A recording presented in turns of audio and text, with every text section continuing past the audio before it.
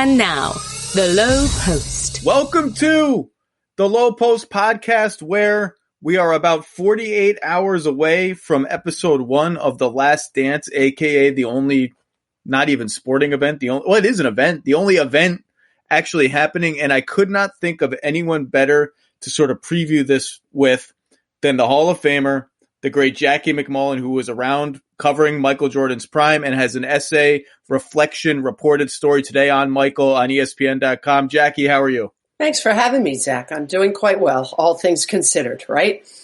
All things considered, yes, we're doing all right. So it's here. The Jordan documentary is here. Are you excited? I am so excited because for me, some of it will be reliving, and then some of it, I'm sure, will be things that I didn't know. I've seen some of it, not all of it just yet. I hopefully will be up to speed soon, but it's really well done. And they got all the right people to talk about Michael. And it's just, I love reliving extraordinary careers. And there was none more extraordinary that I've ever covered than Michael Jordan. Yeah, I've spent the last 4 days just on a 90s Bulls YouTube rabbit hole trying to watch crunch times of some of these big pivotal games that we're going to talk about. And it's just, that's my childhood. I mean, I'm a teenager coming of age as a sports fan. Those are the moments those and the 80s Celtics are the moments that made me love basketball. And Sure. Jordan was more, partly because I was older, but Jordan was more, he was just not human. Exactly. And more fascinating in that way than even Bird, who was a competitive psychopath, as you know. But Michael it was just different. It felt different watching him. Well, because Michael could fly. I mean, he really could. He could hang in the air forever. I was, there when he hit that shot over Craig Elo in the playoffs, the best of 5 series, and he hit the shot and they just hung in the air for what seemed like hours. Bird was the guy that you would see at the dump, right? He's the guy that was doing his recycling, same as you, with a truck with leaves in the back so he didn't have to rake. Just put him in the back and drive around town. That was Bird. Jordan was always different than everybody. Even when he was young, I mean, one of the great gifts that I didn't realize at the time, because you're just going through it, I was a very young journalist. I literally grew up with Michael Jordan in this business. So in 1986, I'm 25. And literally growing up, watching this guy play and seeing him before all the crowds and the entourages, and before you just couldn't get near him. You couldn't be anywhere around him. I remember talking to him in the Bulls practice facility in Deerfield, Illinois. It was like in a strip mall. And no, it was. They practiced, and then there was like a little weight area. And I remember once I was going to cover the Celtics. It felt like the Celtics and the Bulls were always playing each other very early on in Jordan's career. And he was lifting weights. And I remember standing talking to him while he's using a Nautilus machine, Zach. That's how long ago it was. My goodness. That's like, we've used Nautilus machines. That's like, that's a normal person thing that Michael was using. Exactly. So let's just, we're just going to do greatest hits. Let's talk about the ELO game, because you mentioned the ELO game in your essay that's up today on ESPN at the Richfield Coliseum. Right. You were there. I watched the last 5 minutes of that game today in preparation for this, and I had forgotten poor Craig Elo, who actually he's a great sport about this, because he's done interviews where he says he's proud to be part of Michael's legacy. He doesn't mind seeing the highlight of himself crumbling to the floor in agony. Right. I had forgotten. It was like the game of Craig Elo's life. Oh, he was unbelievable. He should have had the game-winning shot. That's the thing. And the other thing people forget about, because all we see is the shot and the win. Look at the defense. He played great defense on Michael Jordan on that final shot. And Michael has slayed so many people's dreams, but none more than the Cleveland Cavaliers and Craig Elo. I was fortunate enough to see Craig earlier this year at a Hall of Fame event in LA. And he's such a delightful person, still is, by the way. Very gracious, as you mentioned. But I stood with him, Zach, for, 15, 20 minutes. And everybody that came up to him mentioned that. Can you imagine going through the rest of your life having people? And he didn't do anything wrong. I'm not saying that, but I mean, how about just how are your kids?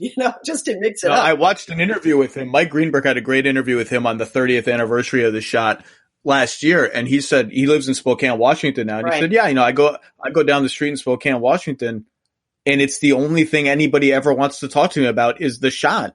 Now you look at Michael's lines from that series, it's just straight comedy. Here are the last 3 games of that Cleveland series. 44, 10 and 7, 50, 4 and 3, 44, 9 and 6 in the last game. I mean, it's just like and it wasn't just the shot. Like he makes a jumper. I'm going to check my notes here. He makes a jumper with 6 seconds left to put them up by 1. And then Elo, as you mentioned, has this great give and go layup that just, it leaves too much time on the clock. And then Michael hits the shot. So he hits 2 essentially game winning jumpers in 6 seconds. And as you mentioned, the fist pump, the like extended arm out sideways fist pump. Every kid my age tried to imitate that. That was the coolest celebration in the history of sports. Tell the truth. Did you use a trampoline? Because you needed one. That's the only way you did it, right? I'm glad there's no footage of me trying to imitate it, because in my head, as I'm doing it, I'm like, yeah, I'm nailing it. I got the fist pump. And then you actually see it like, oh, I'm about 3 inches off the ground and like my arm is flailing like ugly at my side. You know, that was the cool. So what do you remember of that game? Did you write off that game? I did. But you know, so you're a detail guy. I'm an emotion person. That's what separates the two of us. We both do our jobs differently. What I remember so vividly. Now, just for context, the Richfield Coliseum was in the middle of nowhere. It's not where Quicken Loans Arena was in downtown Cleveland. It was in the middle of nowhere. And that place was rocking. Because again, for those of you who are too young to remember that Cleveland Cavaliers team, this was their time, Zach. This was their time. You're talking about Brad Daugherty, a frontline big man. You're talking about Elo, he wasn't the star of that team. Mark Price and Brad Daugherty were the stars of that team. And they were supposed to be around for a really, really long time.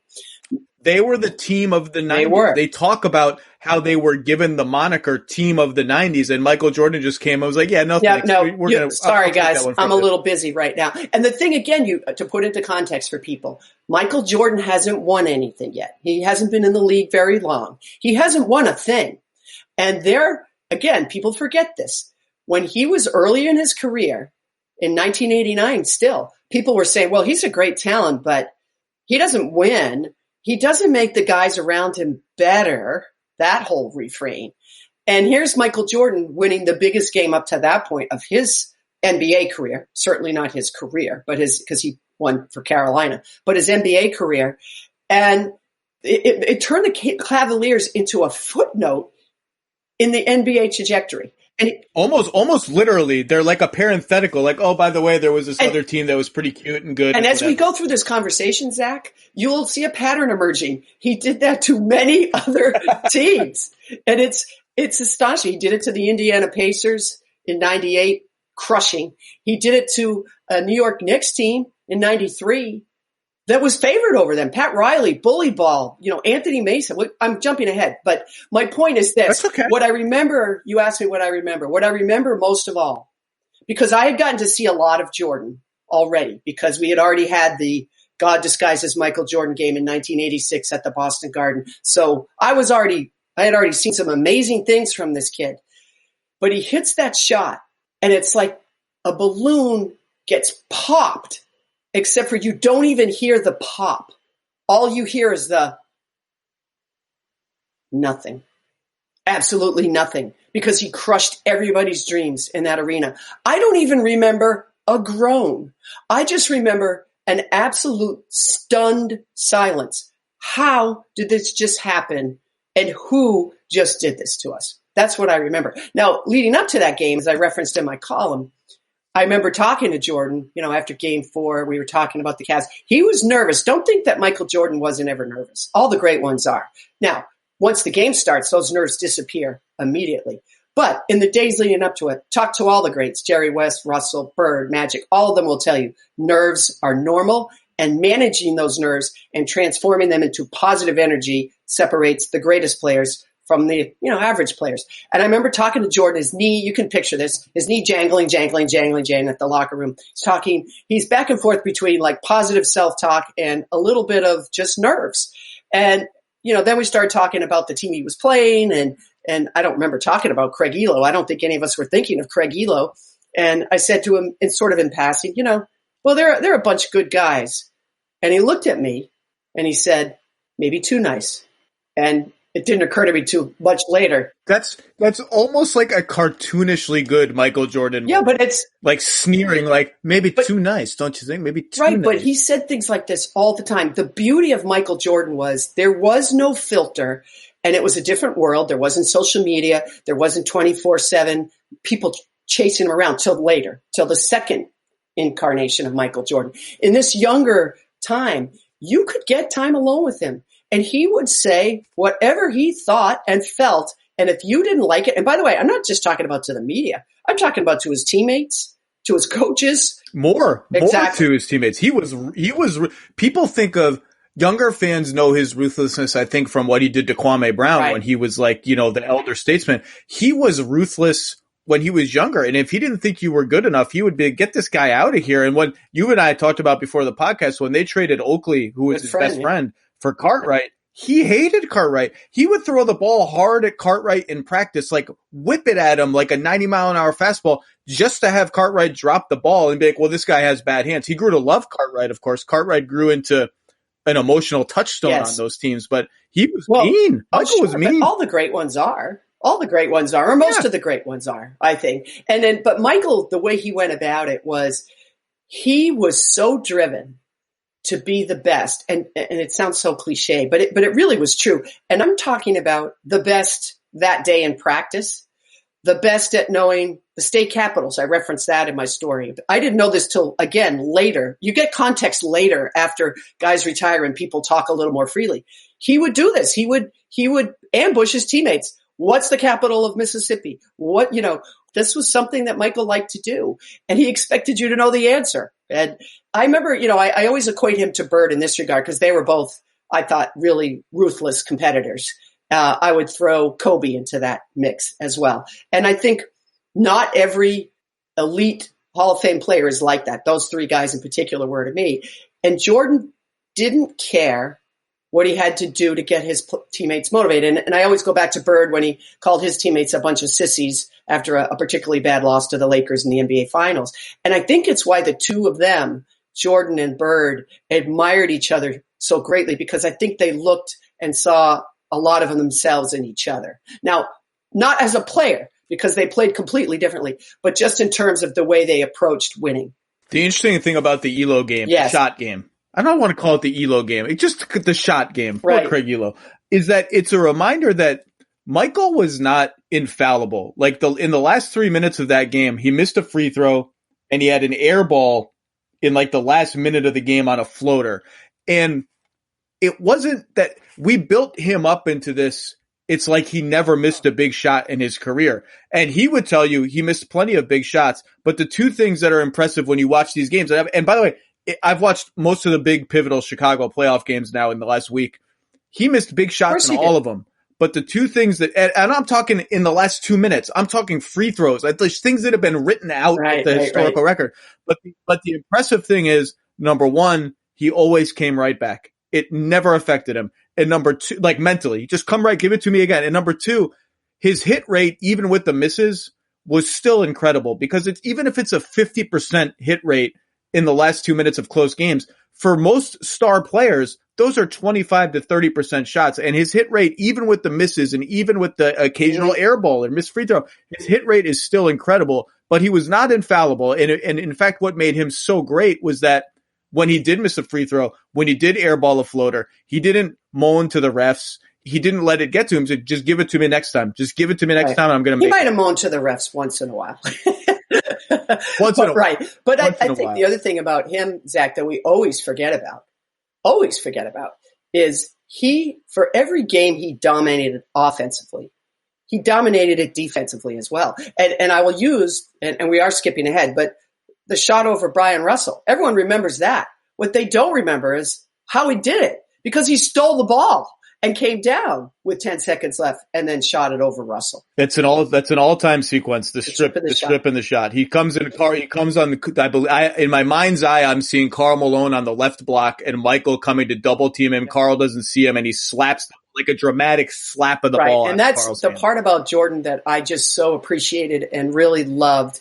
was the way he played defense, and partly because Dennis Johnson, God rest his soul, in that famous 86 game, DJ was an all defensive player and could not stop Jordan, couldn't stop him, and talked about it, at length, was gracious enough to do that, but told me later on, he said, just watch what he's doing on the defensive end. Stop looking at how many points he scores. DJ was the first one that alerted me. I was a young writer at that time.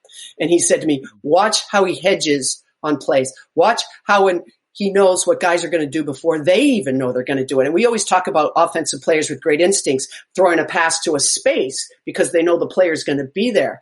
I had never really thought of defensive sequences in that way until DJ alerted me to that. And then then you really start keying in on the kind of stuff, the way Jordan gambled, the way he cheated, the way he would double and then hedge back. And just incredible. Well, he and Pippen together is the greatest combination of wing defenders ever. I don't think it will ever be topped. And in fact, I was watching game 4 of the 93 finals against the Suns and Charles Barkley. Another year of the Michael Jordan MVP revenge tour. If someone else got MVP in any year, forget about it. Michael is going to eviscerate you in the playoffs. And that's the game. The Bulls win that game at home to go up 3-1. And once they're up 3-1, I understand Phoenix forced to game 6. There was some minor suspension. Once the Bulls are up 3-1, they are not going to lose 3 games in a row. Right. The series is over. That's the end. And Scotty has a sequence in the last 35 seconds where Barkley gets a steal and Phoenix has a 2-on-1. In fact, he steals a pass from Pippen. And Marley is going to tie the game with 30 seconds left and potentially tie the series, give Phoenix a chance to tie the series. And Marley goes up for a layup and Pippen recovering, strips him, and then Phoenix gets the ball out of bounds. Ainge comes off a Barkley screen and Horace Grant and Scotty switch. So Horace Grant is on Ainge and Scotty's on Barkley on the block. Scotty's in trouble. Right. Barkley is peak Barkley. He's going to mow Scotty over. Ainge entry pass to Barkley. Scotty skirts around Barkley, deflects the ball out of bounds. Phoenix gets the ball back, but in 10 seconds, Scottie Pippen by himself erased 2 advantage situations for Phoenix in which they could have tied the game, and then Jordan ended up winning the game, which we'll get to. Let's talk about your story, because that's the concrete hook. You start your story today, not on a basketball court, but on a baseball field. Tell the listeners about going to Birmingham when he's on the Birmingham Barons playing baseball. Why did you start the story there, and why was that visit so memorable? Well, first of all, I have no idea, looking back, how I ever convinced – I worked at the Boston Globe then. How did I ever convince them to send me there? I don't know. But I'm very happy because it was during the NBA playoffs. So how I ever convinced them to let me do that, I don't know. But I really wanted to see Jordan. I think I kind of missed him, honestly. I wanted to – and I wanted to see for myself what was going on down there. So I went down. I called ahead. I never talked to Jordan. I think I just hoped that I would get there and maybe he'd give me some time. So I'm waiting for him. They're in uniform. It's a game day because every day in baseball is a game day. So it's not like you can go on an off day. There are none. So I was there and I'd gotten there the night before. I was standing on the edge of the dugout and I see him. And by the way, as spectacular as he always looked in a baseball uniform, he looks every bit the part in a baseball uniform. Let me tell you. He looks like a guy that could hit home runs and steal 40 bases. I mean, really, honestly. So I see him, and more importantly, he sees me, and he comes bombing over to me. And I thought, wow, he looks happy to see me. Now, just for context, 2 days before, I think, maybe 3, but I think it was 2 days before that, the Bulls are playing the Knicks, and Phil Jackson draws up the final play for Tony Kukoc instead of Scottie Pippen, which – to this day, I would love to really know what that was all about. Next time I see Phil, I'll ask him again, and maybe he'll actually answer. And of course, as the famous story goes, Pippen is so upset and shocked and angry, he won't go into the game. He refuses to go into the game. He was going to be the inbounds passer. They wanted to use Scotty as the inbounds passer. And so Scotty's mad, doesn't go in the game. Kukoc, of course, hits the game winner, which is why this story is so spectacular. But all hell breaks loose. And here's Kukoc, who probably hit the biggest shot of his Bulls career. And all anybody's talking about is why Scottie Pippen wouldn't go into the game. So that's, as Jordan's bounding towards me, that's the backdrop. And he doesn't even say hi to me. Like, hey, how are you? He just says, can you believe that?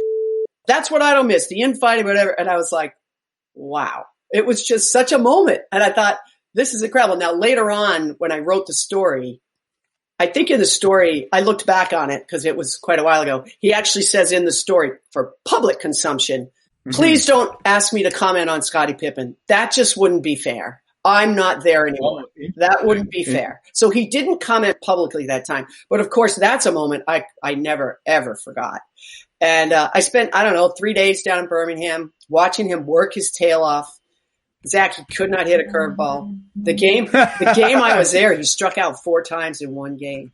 And by the way, his manager was Terry Francona, who later became the manager of the Boston Red Sox. I forgot that. Yeah. That's incredible. And let me tell you a quick aside on Francona, because I got to know Terry very, very well, of course, because he was the manager in Boston, won some World Series here. And years later, when I did a story on him, and it really wasn't about Jordan, but of course I had to ask, and he told me a great anecdote about Jordan when Jordan first got there. You know, he was decent in the field, but having trouble hitting. And so one of the pitchers jammed him, and he popped the ball up. There were a couple of men on base, jammed the ball, popped it up, and he's mad. You know, he throws the bat down. He just stands there disgusted looking at this pop-up. He's really ticked off. So they go back into the clubhouse, and Francona goes up to him and goes, hey, so I just want to know, like, are you going to do that every time? So, like, you're not going to run those out. Like, every time, is that what's going to happen? And so Jordan says to him, it'll never happen again. And it never did. Wow. Isn't that a great story? So Michael tells you, you go down to Birmingham, and very naturally, one of the conversations you want to have is, what are you doing here? Like, why are you not? Yeah, why are you happened? not playing back? Right. Like, you're astonished that the Boston Globe sent you to Birmingham. I'm not. It's Michael Jordan playing baseball during the NBA playoffs, and he tells you, right. Yeah. and you write today that you were skeptical at the time that he was really done with the NBA, which I'm dying to hear why you were. But he gives you this quote, and he says, "People got bored with my skills, and what I accomplished was no longer viewed as excellent." And I read that, and I said, "That's a load of crap." Like, I don't know. I don't even know what he's talking about, because nobody was bored of watching Michael Jordan. Everybody was in awe of Michael Jordan. And if anything, maybe it was reaching the point where people would start rooting against him, because it's so fun when Goliath, the guy who's impossible to beat, actually loses. But that quote shocked me, because I just don't remember this idea that people were taking Michael Jordan for granted has just never made any sense to me. Well, so again, let's think about the context of it. By this point, his father has passed away, and almost immediately, and I don't know how many people remember this, but almost immediately when his father passed, his father was murdered, people started drawing correlations between that and Jordan's well-known gambling issues, and suggesting that the gamblers were repaying a debt by murdering his father. And of course, that was totally unfounded. There was no basis in fact to that whatsoever. But the very idea that anybody would do that, and his father has just died. You know, this is happening within an hour of his father's death. And he actually, I didn't use this in the column that I wrote for ESPN, but I quoted him somewhat extensively in the original article talking about this. It bothered him deeply, Zach. So I think it was more the idea of why, so you can't find anything wrong with my basketball. So now you're going to go start poking into my personal life. Now you're going to bring my dead father into this. It was just so upsetting to him. And I think he just thought, you know what? I don't need this. I am the greatest that ever played. I don't need any of you voyeuristic people poking into my life, trying to poke holes in my legacy. I don't need it. I don't want it. I'm tired of it. I think there was a real fatigue about being the great Michael Jordan. Well, that's my own impression. If he had said, this was going to be my follow-up, if he had said, yeah, my father was murdered, died tragically, I just needed to get away. I needed to do something different. It affected me deeply, and this was somehow my coping mechanism. That would make sense to me. That would make perfect sense. No one ever took his greatness for granted. And, again, if you want to know, no one's really answered the question of why did he quit basketball in a way that is satisfying to anyone. And that's why all these conspiracy theories still burble up about, did David Stern suspend him, this and that, which is, whatever. Right. And maybe he just had this was his emotional coping mechanism. That would make sense to me. It would. Well, and let's take that a step further. When again, in this story that I wrote, but he's talked about to many, many people, his love of baseball began with his father, playing catch with his father in the backyard, his father going to his games. He talks about in the documentary about his parents. There was a large family. They wanted to keep everybody busy. So they got him involved in sports. They signed him up for baseball. So I think there was a real connection between his father and him that had to do with baseball. And I think his father probably said to him, like our parents do. I mean, my parents used to say to me, "Oh, wow, I wonder if you hadn't chosen basketball. I wonder if you had pursued track and field." I was a long jumper and a sprinter. Wow, I wonder what would have happened. And, and parents say that, right? Because it's something they enjoyed watching you do. And so if you lost one of those parents and those memories come back to you, maybe you think, you know what, I'm going to do this. I need some time away from all the noise and all the infighting, to his point, and because let's be real about this. The first 3 championships and the last 3, in both cases, there was jealousy. There was egos involved. There was money involved. It was not an easy thing. And we've heard this from all the dynasties. We've heard most recently the Golden State Warriors, how difficult it is to keep a great team together with large egos and ownership that they own the team and they sometimes feel like they own you. We know that Jerry Krause was a very controversial general manager who Michael Jordan did not like, did not respect, did not get along with. Kicked him off the bus once or twice. Absolutely. Nicknamed him Crumbs. They all used to call him Crumbs because he'd eat his muffin on the bus and have crumbs all over his outfit. So all of these things, plus the immeasurable grief of losing your parent in such a horrific public way. Maybe it all makes sense. Why did you leave Birmingham skeptical or that he was really done with the NBA or with some belief that he was going to come back? Right. Well, the first thing was because of the way he came charging towards me. It was the first time that I can remember he was really excited to see me because I was a connection to his old life, to basketball. But there were some other things, again, that he said in that article that I wrote, however many years ago that was now, I don't know, a long time ago. And one of them was, I said, "Do you ever think about it? Do you watch the games?" He says, "No, I don't have time." And I didn't believe that, first of all. I didn't believe that because he knew what happened with Scotty and Kukoc. I'm guessing he watched the game. That was the first thing. But the other thing was he said something to the effect of, "I don't have anything left to prove to like the Barkleys and guys like that, but it would be fun. I wish I could remember who they were." He said, to some of the young guys to see what they're made of. And I forget who they were, but they turned out to be not quite as memorable as perhaps Michael Jordan thought they were going to be, some up and coming rookies. And so he was already talking about, no, I don't care about those guys. I own those guys. But it would be fun to own all these new guys that are coming in and think that they think that I could never measure up to them. So I just left there thinking, if you're the greatest at what you do and you're in the prime of your career and you can't hit a curveball, this thing's going to end. And what are you going to do next? He could not hit a curveball, man. It was awful. Curveball, they're apparently very hard to hit. I don't think. I'm sure. I'm not saying there's a whole side plot of Major League about how what's his name couldn't hit a curveball. Right. You mentioned. Let's go through some specific games. You mentioned the God disguised as Michael Jordan game, which is in the first round of the 1986 playoffs. Arguably the greatest team in the history of the NBA, in the history of basketball, the number 1 seed against the lowly, scrapping into the playoffs. That's the year I believe that Jordan barely played because he had a broken foot. Missed most of the year, and they had a minutes restriction all year long. Which he was chafing at, which he was angry about because he wanted to play, to play. He's a maniac, all this. And he comes in and drops 63 against Boston in game 1. It was game 1, right, of 86? No, game 2. He actually scored, and I don't have it written down, but I think he scored like in the 40s, let's say. I wish I had it in front of me, and I apologize. I told you I'm not the best detail person. I'm more of a memory of the moment person. But he had a big game in game 1, and DJ was just like flummoxed because he was such a good defender. And he's like, well, we're going to have to do something different. And then DJ said, well, the good news is he scored like 45 or whatever, and whatever it was. And I'm embarrassed that I don't remember. And he said, a lot. Well, the good news is, it was a lot. And he goes, well, the good news is they didn't win. And I mean, he's not going to do that again. No, he's not. He's going to score 63. So I was 8 years old.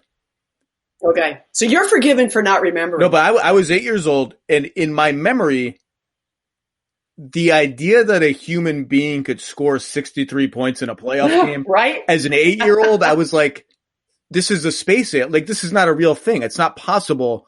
I can't, against the Celtics, this guy scored 63 points. Now they lost, but still, it just seemed, the number 6 in front of a scoring total just seemed fake. It seemed pretend. So you were at that game. You're a young reporter. What are your memories of it?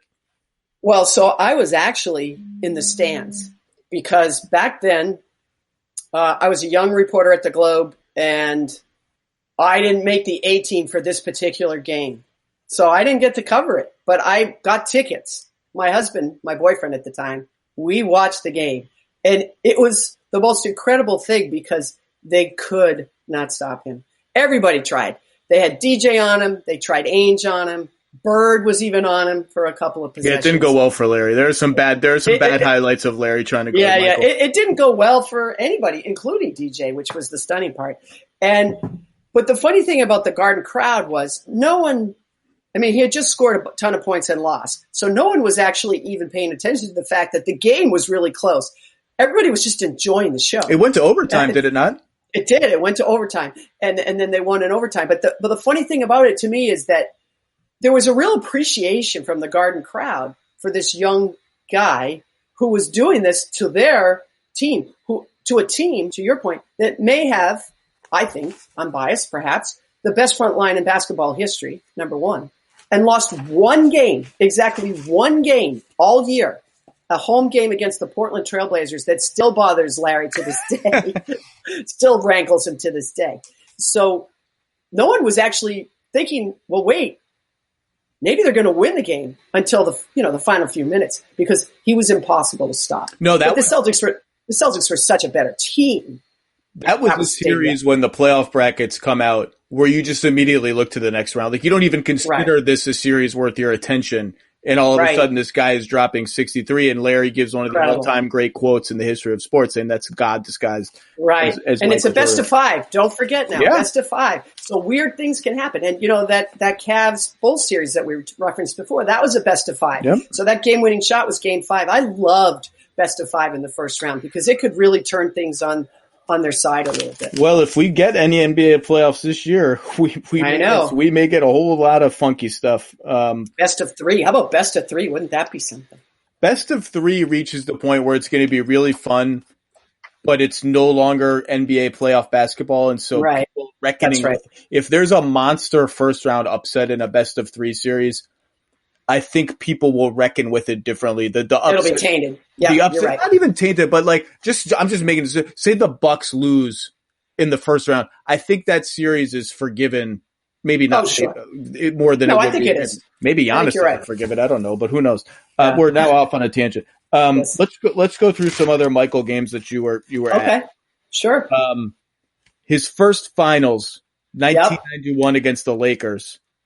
Sort of the Lakers' last gasp at a title team. Chicago loses game 1, and it's a shocker. They lose at home. Sam Perkins hits a 3. Sam Perkins playing small ball 5. Bill Cartwright had no idea what to do. Just left him wide open to double Magic, who had Michael on him. And then Michael misses a pristine jumper. Very good luck. To win the game that rattles in and out. And then that finals then proceeds to be kind of a squash for the Bulls, and it has the spectacular move by Jordan. Right. Left switch. What are your memories? But it's Magic and Michael, right? I mean, it's still special because it's Magic and Michael. Well, and it's more special for Jordan than it is for Magic because one thing you have to remember about Michael Jordan, and that is he has an incredibly long memory. Don't ever forget that. He does not forgive, nor does he forget. And he, to this day, no matter what Magic will say, what Isaiah Thomas will say, and they both say it never happened, the freeze out in the famous All-Star game, it doesn't matter anymore whether it's true or not because Michael Jordan was convinced it was true. And that's all that mattered. And so Michael Jordan has this mental checklist of things that he needed to take care of. And one of them was, I'm going to check Magic Johnson off my list. And I think, we can argue whether that really happened in this particular series, because to your point, they were sort of on their last gasp. And remember, too, Worthy and Byron Scott didn't even play in Game 5. They were both injured. So they were a depleted Lakers team on top of everything else. So you don't put asterisks next to those championships, but it's just a fact. And, Jordan did hit a huge shot. I think it was game 3. I think it was game 3. He hit a pull-up jump shot to win. But the shot that he missed in game 1, I remember I did a story last year, Zach, on pressure, great players and how they process pressure. And so I called Jordan and asked him if he would participate, which he did. He was fantastic talking about it. And he said, people say, well, pressure, if you miss a shot, then the pressure builds for the next one. He said, I never saw it that way. And he referenced this shot that you're referring to in game 1 against the Lakers. He said, look, if you want to go back, that's the biggest shot. That's the biggest miss of my career. We're in the finals for the first time.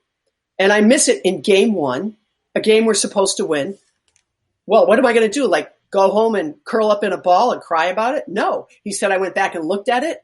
It felt good. It left my hand clean. I did everything right. I just missed it. Sometimes we miss. And again, that's what the greatest players, not the great players, the elite players, that's how they approach it. You can't let a miss muddle up your brain. It's amazing.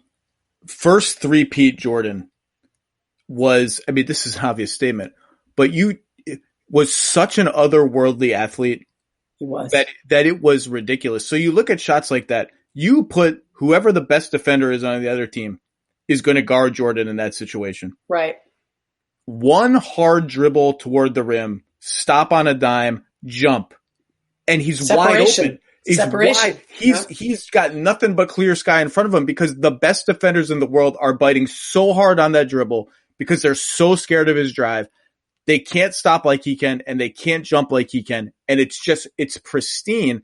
And it's shocking that he misses that one because it's Michael Jordan. You think it's going to go in. It's going to go in. Even then, remember now, this is again 91, where the narrative is still, okay, let's see this guy win something. Well, he took care of that in the series, In fact, the thing that I thought was, and again, this is hindsight. I wish I was smart enough to really realize it when I was watching it, was this. It was the first team since 1978 that had won a championship with the center averaging less than 10 points a game. Because Bill Cartwright averaged 9 points a game for that team. Six of them were in the first 4 minutes of every game when they would dump the ball. That's exactly correct. Get him involved and then get him out of there. But what we didn't, at least I didn't register, and I wish I was astute enough to have done this was the beginning of what we call small ball. This team dominated with 2 wing players. Forget Golden State and all those others. This was the team that won championships, dominated games without a big man's presence. Or a big man score. They did have Grant and Cartwright at the 4 and the 5, which is a pretty big front line, but they didn't use them. They didn't use the center was not the hub the way. Not even close. And so I wish I was astute enough at that time to say, hey guys, we're seeing something a little revolutionary here. It just didn't feel that way because everybody else, like the Pacers that played up against it, they had the Davis brothers and Rick Smits, and then, the Knicks had Ewing and Anthony Mason and all these big players, and, the Portland Trailblazers had Duckworth, and Utah Jazz had Mark Eaton. It didn't matter. I feel that way about the second three-peat team because once they got Rodman and Kukoc, they could they played Rodman at center a lot where they would play Harper, Jordan, Pippen, Rodman, Kukoc, which is like a really modern NBA lineup, or even Kerr, Jordan, Pippen, Rodman, Kukoc. They could, those 96 to 98 teams could go really big, really small, or really uniform. Like, don't play Harper or Kerr at all and play Jordan, Pippen, Kukoc, Rodman, and someone else.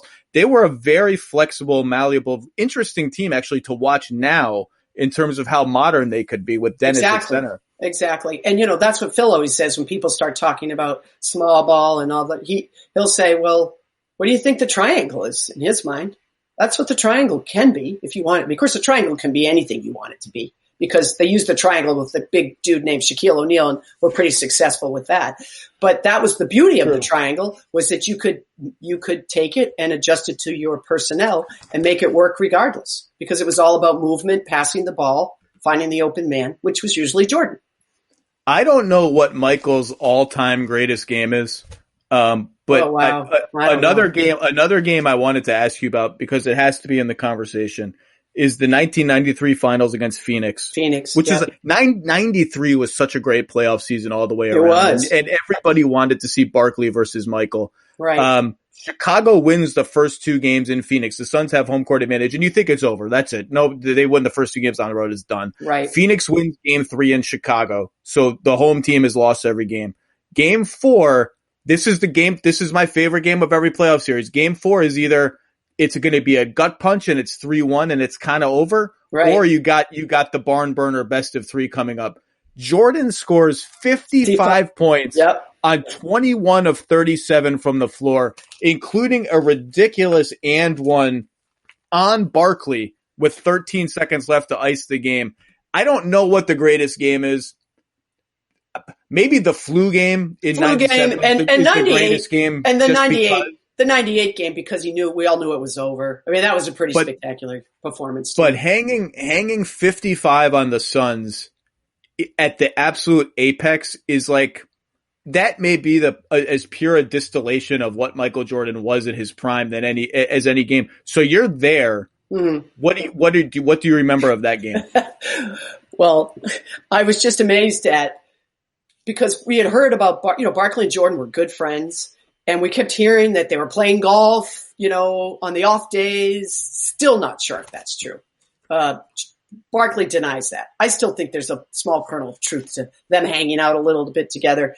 And in retrospect, people said that Jordan was totally inside Barkley's head and killing him with kindness for this exact moment that you're describing. For when the game is on the line, I'm going to crush you. You're no different to me than any other guy. You may be my friend, but I'm going to crush you now in this game. And so their relationship, their vibe to me was endlessly interesting during this series. And Barkley struggled at times in this series.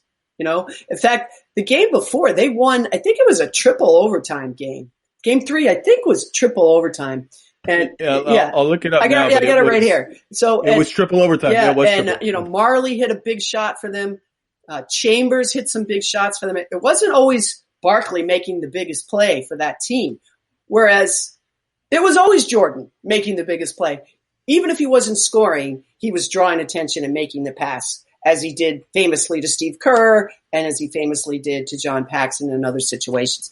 And so to me, it was that 55 was sort of the punctuation mark, if you would, on, okay, let's keep this straight. I'm not done winning. And to your point, the MVP revenge tour. Don't any of you start betting against me, because you're going to lose. That's what it felt like to me. That place was going bonkers. The game before, Game 3, was a little closer, a lot more exciting, But to your point, once he dropped the 55, they're up 3-1, and I'm like, I just want to go home, man. I want to go home. I have a little baby at home. I'm like, come on, man, finish him off in Game 5 so I can go home to my family. And then they didn't. They didn't. No, they didn't. 93 and 98. So the third and the sixth title are very similar finals in that the Bulls do not have home court advantage and go up 3-1. And so it feels over at 3-1. Like, you just can't, it's just not feasible. You can't fathom Jordan blowing a 3, or Pippen for that matter. I mean, Pippen never gets enough credit. So let's throw Scotty in there too, because he was just remarkable. And I love one thing about Jordan, how he consistently says to this day, none of it happens if Scottie Pippen isn't standing right next to me. Yeah. And, he's not the kind of magnanimous guy that would say that if he didn't mean it. He means it.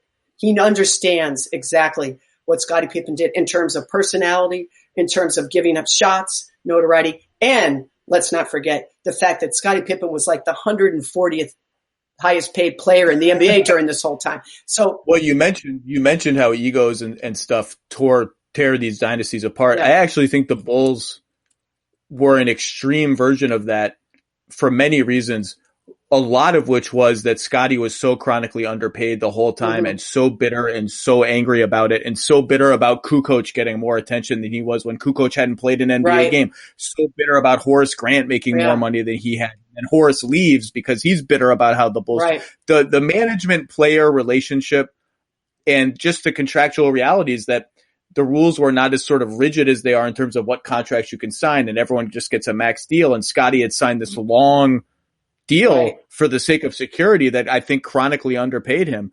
But 93 and 98, the Bulls go up 3-1, but don't have home court. And so there's this glimmer of like, once it's forced to 6, there's this glimmer of like maybe the other team actually has a chance if they can get Game 7 at home. But you still never believed it. And the thing too was the Suns. I don't know if you remember this, but in the first round they played the Lakers. They went down 2-0 against the Lakers.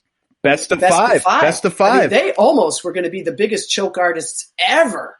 And then they came back and won that series. And, Barkley was fantastic. So Jordan, I was at that point. By that point, I'm just like, no one's ever beating this guy. There's just no one who's ever going to beat this guy. And Zach, I could tell you the truth. I never stopped feeling that way. Ever.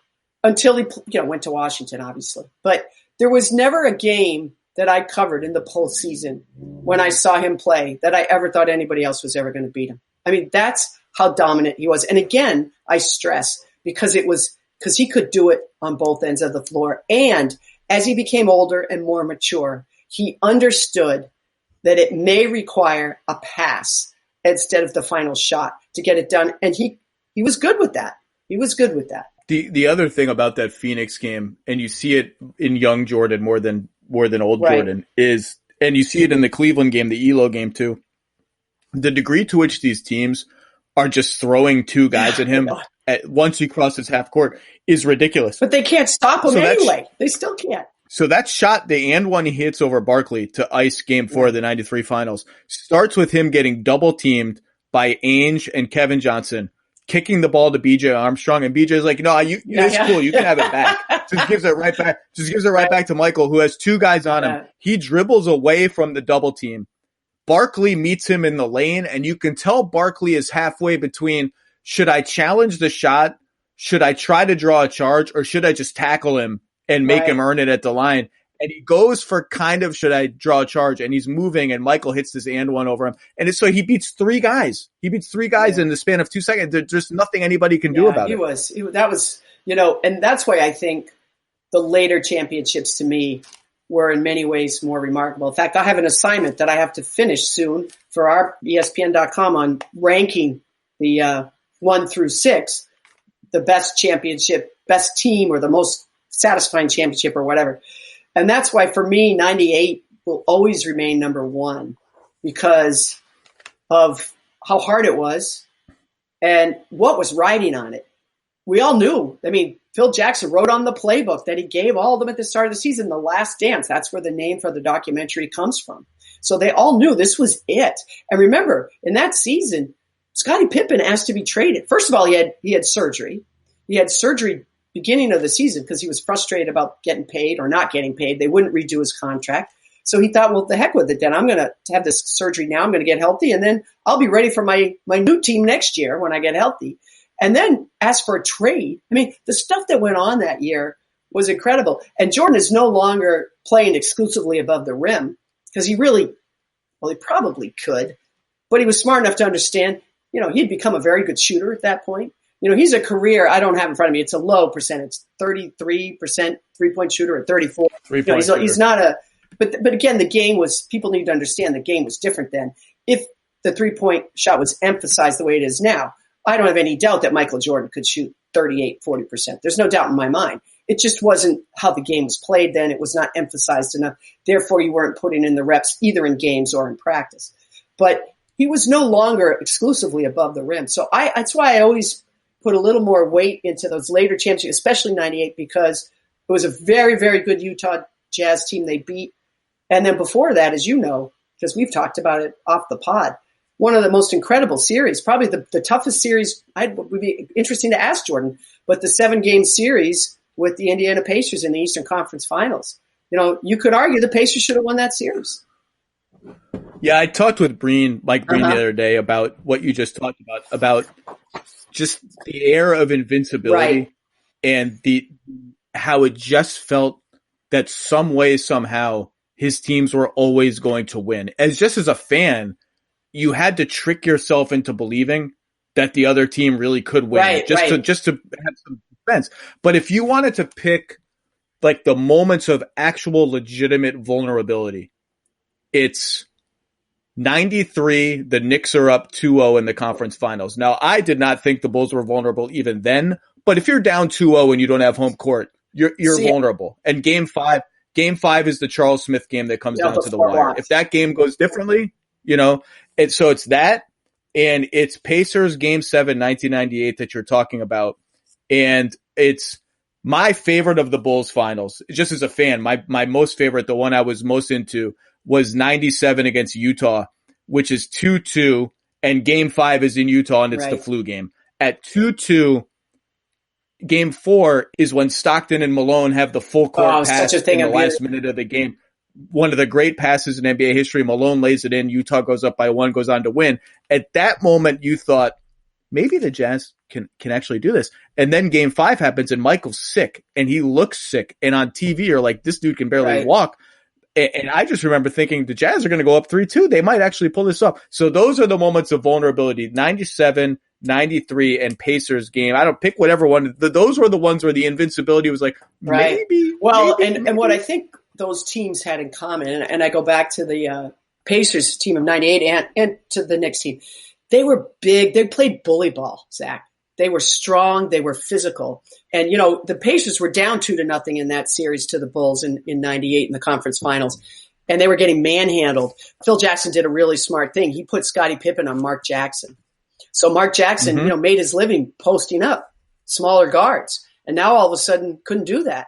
And he put, I think it was Ron Harper on Reggie Miller. So he made some really good adjustments. So the first 2 games, the Pacers, you're thinking, they got no chance. They got no chance in this series. They can't keep up with these guys. But what they started doing was just saying, let's pound them.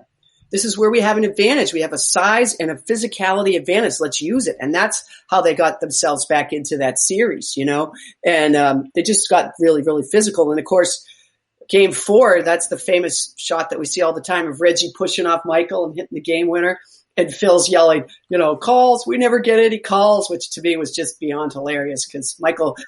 And that's Larry just standing there. Nothing ever happened. Yep. Just literally he's watching a train go by or something on a peaceful Sunday afternoon. But that was all by design. I have asked him about that a bunch of times, and he said to me, I just thought I cannot show how excited I am because I know it's not over and I don't want them to get giddy. We haven't done anything yet. That was very much by design. And, Brad Stevens, if you notice, he's a little more emotional now. He's getting more comfortable in the NBA. But when he first came into the league, he would be very deadpan. If they won a game at the buzzer, they'd show Brad no expression. And I asked him about it once, and he said, when I was a kid growing up in Indiana, I watched Larry Bird. And I saw that, and I thought, okay, that's how we have to do this. Isn't that interesting? It's funny. It is funny how different coaches react to but Larry was ridiculous. That was ridiculous. That he just stood there like you're a statue. And you realize, like Larry Bird, he said, I will only coach 3 years, and then actually was a man of his word, only coached 3 years. I just think he could have been a Hall of Fame coach. I really do. So he always talks about Game 7 of that series in 98. And before the game, Michael guarantees a win. Shocking. Michael Jordan, of course, is unbelievable. He's unbelievable. But this is the play that Larry Bird always talks about. They're up 3 with about 6 minutes left. The Pacers are. Do you know what I having watched the game the other day, I have a guess of what I think it's going to be, but I'm not sure. So Derek McKee knocks the ball loose. There's a dive. They're diving on the floor. There's a jump ball. Is this what you think? My guess is right. I know what happened. So they're having a jump ball, and it's Rick Smits and Michael Jordan. Okay.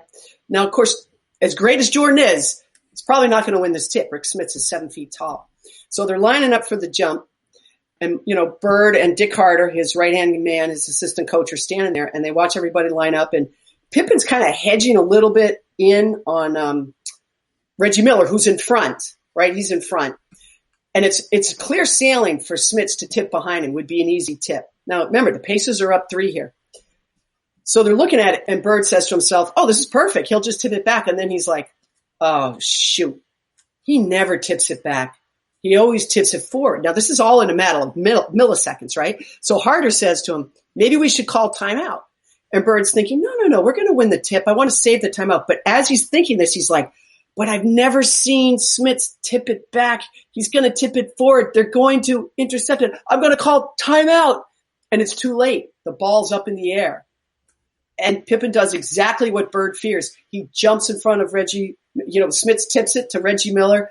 Pippen jumps the passing lane, steals the ball, gets it to Michael Jordan, who, by the way, misses, because you were talking about he doesn't make every shot, missed that shot, but Pippen got the rebound because, of course, they killed him on the offensive glass. It was like 23 that's how they won the game. Crazy they like won that. the game on offense. Michael Jordan in that game has 4 baskets that are putbacks, and I think 3 of them are putbacks of his own shots, including a free throw miss that he rebounds and puts back in. But anyway, so he misses a shot. Pippen gets the rebound, kicks it out to Kerr. He hits a 3. So instead of the Pacers winning the tip, having a chance to be up 5, now it's a tie game. And if you ask Bird about that game, if you ever get the chance, ask about that jump ball, because that's what he remembers all these years later still. So I watched it the other day, and it looks like you're watching all these games on low definition, and it's like you can't even, like, low definition feels like what were we all doing? Like this, I can't even watch. I can't even see who the hell the players are. It looks a little bit like Jordan jumps, and his arm kind of hits Smitz's arm. Oh, okay. It's hard to tell because it's like watching something from the 20s. But it looks like his arm kind of hits Smitz's arm and interferes with Smitz's ability to completely control the tip. Like, Smits wins the tip, but he can't quite direct it where it wants to go. Backwards, Zach. If he just goes backwards, they're all set. Right. That was Bird's point, you know? Steve Kerr is coming on the podcast next week to talk about Jordan and The Last Dance. And I texted him while I was watching the game. I said, Steve, this jump ball, you know, you get this offensive rebound, you hit a 3. I just said, Steve, I just watched you tie Game 7 with a 3. And this crazy jump ball. And he said, Reggie Miller and I to this day talk about that play all the time, about how that was the play that swung the game or changed the game. I don't know what he said. He said, Reggie and I talk about that play every time we see each other. That's the one that sticks in Bird's craw. That, and of course the rebounding. I think they also missed a ton of free throws, didn't they? I think they missed like 14 free throws. Yeah. Well, a lot of them are Dale Davis, which is like, you can't really be mad at Dale Davis missing free throws because that's what he does. Before I let you go, I mean, we're talking about games, but what are some other personal Michael Jordan memories that you can share that are important to you? I mean, even in your piece, you talk about how you see him today and you see, you know, a father who likes to go skiing with his kids, and that detail seems to stick with you for some reason. So what are some personal, maybe there's something, an interview you did with him that meant something in your career. Maybe, I don't know. What else comes to mind? I had called him about a story I was doing. I think it was Kobe. I was doing a story on Kobe's retirement and all the great mentors he had. And of course, Jordan was number one.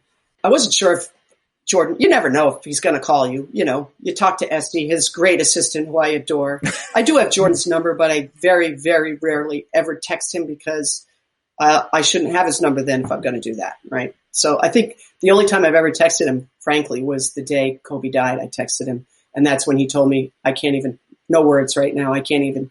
But anyway, so I'm at home. My husband was away on a ski trip, actually, and the phone rang, and it was a Florida number. And I'm like, oh, it's probably either a radio show that I don't feel like doing right now or spam. But I don't know. Something made me pick it up. It was him. And I had called him for this story for Kobe, and he was fantastic.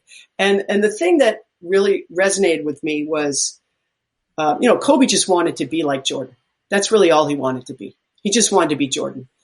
And Jordan really had a soft spot for Kobe. I heard it. This is not after the fact now that Kobe's gone. Kobe was alive and well. He was about to retire. And the kindness with which Michael talked about Kobe that night to me, some of it off the record, some of it on. So I won't share the off the record stuff because that wouldn't be fair. But real concern that Kobe, because he fell short, he didn't win the 6 championships like Jordan did. And because people were always comparing him to Jordan and talking about how Kobe fell short, that really bothered Jordan because he really had great respect for Kobe going about things the right way in terms of preparation, in terms of that killer instinct that we've talked about a bunch on this podcast. So there was a real kindness about Jordan when he spoke of Kobe that a reflective kindness that I don't think I had always heard before when he was in the throes of competition. And we had a kind of a long conversation that night. I had actually ended up now I'm telling something I didn't think I'd be telling. I ended up in the emergency room that day. I had like a heart palpitation, which I had never had before. And I've never had since, not sure why I had it. And so he said, well, what are you doing? I said, I got my slippers on. My husband's away on a guy's ski trick, and I'm drinking a glass of wine. And I said, maybe I shouldn't have. I just had this thing today. I don't know why I even told him. And he was like, hey, now, at our age, like, you don't mess with that. Like, that's, you got to make sure you follow up with. And it was funny, like, because we're close in age, I'm older, but we're similar in age. And it just sort of occurred to me when I was speaking with him that evening, which was a while ago now, whatever Kobe's final year playing was, that, I don't know, we'd been through a lot together. That's what it kind of felt like to me. And it was a very nice feeling to have. He was not in my market. He was not in Boston. It wasn't like my experiences with Bird and Parrish McHale and Danny and all of them. But it meant something to me. And it was great to have a conversation with him that had nothing to do with me trying to find out something that was relevant to his career or his legacy. It was just two people having a conversation. And those are the things I think that all of us that do this business, when you have those moments, you cherish them. What you're really describing is you got a much more personal and private and early sneak peek at his speech at Kobe's memorial. I guess I did, yeah. Which surprised so many people because it's just a side of him that no one really had ever seen before. And in fact, the contrast with his Hall of Fame speech, which is sort of classic, ultra competitive psycho Jordan, that speech at Kobe's thing just blew everybody away. And you got well in it 4 or 5 years in advance, a sort of a private and personal and much longer and in-depth kind of version of that personal to you. That's very interesting. Yeah. Well, he is a ruthless competitor and all that, but he's grown and evolved many times through the years. And the person he is now, remarried with 2 daughters that he likes to take skiing, that's a kindler, gentle Michael Jordan. You know why? Because he doesn't have to prove anything to his kids. He doesn't have to be the best skier in the world. He's just enjoying the fruits of a very long labor that ended with him, in my mind, it's being the greatest of all time. Yeah, you watch, the greatest of all time conversation is something for a different day. But statistically, LeBron is gonna not blow him away, but LeBron's gonna pass him in sort of raw statistics. He's not gonna catch him in championships, barring something really unexpected. It just you watch those. It's just not fair because you watch those old games and you remember how it felt that he was unbeatable. He was unbeatable in a way that LeBron has never. And it's not LeBron's fault. Maybe his teams weren't as good. He didn't have a Pippen until he had Wade, and Wade kind of fell off pretty early. But he's moved around a lot and all this. Right. But here's the thing I'd say about that, Zach. Here's the reason why. And I think, look, LeBron James is one of the greatest players of all time, the second greatest player of all time in my mind. And there's nothing wrong with that. There's no crime in that. But here's the thing about Jordan. He never, ever, ever took a day off. He just didn't. And I think there were moments where LeBron was frustrated last year with the LA Lakers, where you can't say that about him. Now, in fairness, Jordan was on championship teams, right? He always played with a great cast. Certainly LeBron didn't last year.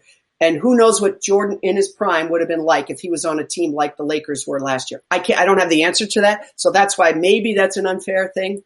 But the 2 things that always separated Jordan from me were that he very rarely ever took that. And he hit some of the most iconic shots in history at the most pivotal moments. I think it's 25 gamers now. I know there's different metrics for that. I think there in some metrics, LeBron has more with this much time left or that time. I'm not saying that LeBron isn't.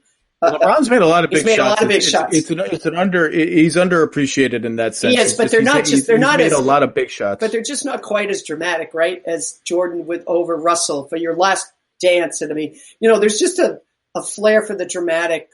Well, I guess they both have that. I don't know. Well, I think someone counted him up once Lillard had his second playoff walk-off shot. There's only like 6 or 7 or something in NBA history, and obviously the Elo shot is one of them. Mm-hmm. Dame has 2. Ralph Sampson has 1. Right. There are maybe 1 or 2 others that I'm forgetting, but to your point, I mean, that's why the shot is the shot. That's why it's capital T, capital S, the shot. Right. Anyway, Jackie, you have an essay up today on ESPN.com. I think we're going to be seeing a good degree of you during the run of The Last Dance, which is anytime we see a good degree of Jackie MacMullan, that's always good. Thank you, Zach. You're a Hall of Famer. You know everything in and out. It's always a pleasure I just love talking to you, and I consider this podcast just sort of like if I went and got a beer with you, we'd talk about this, but there's now listeners to it. So thank you as Cool. always for your time. Stay safe, stay healthy, and hopefully I'll see you soon. Let's do it again sometime.